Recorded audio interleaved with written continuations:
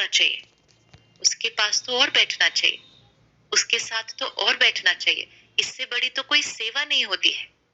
हम सब कितनी सेवा करते हैं, हम गुरुद्वारे जाते हैं, हम सिर्फ खड़े होकर औरों की चप्पल ही उठा लेते हैं। हम उस समय तो नहीं सोचते कि हम किसी और की चप्पल क्यों उठाएं, किसी और का जूता क्यों साफ करें।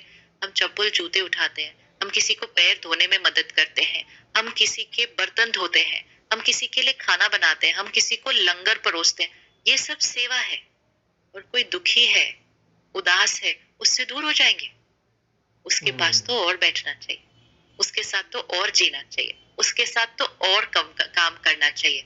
अपनी खुशी उसको देकर उसको ठीक करना, उसकी उदासी लेकर खुद नहीं उदास हो जाना। It is a choice who will influence who. किसकी एनर्जी का प्रभाव किस पर पड़ेगा, ये चॉइस है। कि आप पेशे के तौर पे इलेक्ट्रॉनिक इंजीनियर हैं, एनर्जी की बात करते हैं, आप साइंटिफिक बातें करते हैं। यू रियली बिलीव कि एक इंसान और दूसरे इंसान के बीच जो रेज चलती है, किसी के ऑरे में एंटर हो जाना, और रियली कोई चीज है ऐसे, या ये सब मिथ? हमें बिलीव करने की जरूरत नहीं है, हमें खुद अपना अनुभव चेक करना है। क्या कभी आपने ऐसा एक्सपीरियंस किया कि आपका मूड थोड़ा सा लो था, आपका मन परेशान था, और आप किसी से मिले, फ्रेंड्स, फैमिली, और थोड़ी देर के बाद आपका मूड बेटर हुआ? क्या आपने कभी ये एक्सपीरियंस किया? Yes. ये किया, आपने एक्सपीरियंस किया। आपने ये भी एक्सपीरियंस किया कि कभी आपका मूड बिल्कुल ठीक था, लेकिन आप किसी से मिले और थोड़ी देर बैठे और आपने फिर बोला मेरा मूड ही अच्छा नहीं है अभी उनको मिलने के बाद। ऐसा एक्सपीरियंस किया? तो ये कोई सुनी सुनाई बात नहीं है, ये हमारे जीवन के सारा दिन के एक्सपीरियंसेस है। तो क्या हुआ, आप जिसके संग में बैठे, उसके संग की जो एनर्जी है उसका असर आप पर हुआ। तो कभी कभी हमें किसी से बहुत अच्छी वाली एनर्जी मिल जाती है, कभी कभी किसी से थोड़ी सी लोअर वाली एनर्जी मिलती है। इसलिए कहा जाता है संग का रंग, इसीलिए कहता है सत्संग तारे, कुसंग डुबोए।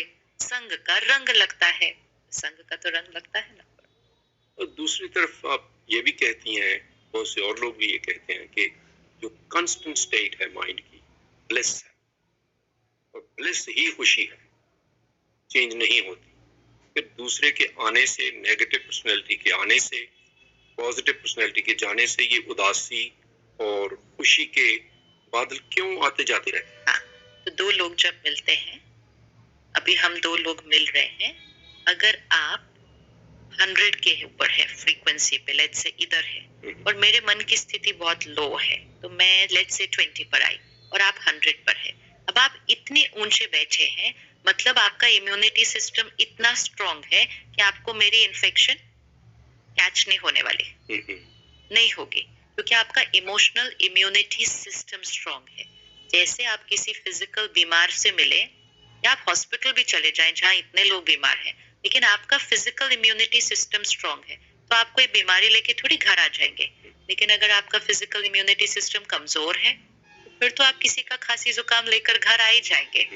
तो it is not that everybody catches it, it just depends कि हमारा इम्यूनिटी सिस्टम कहाँ है।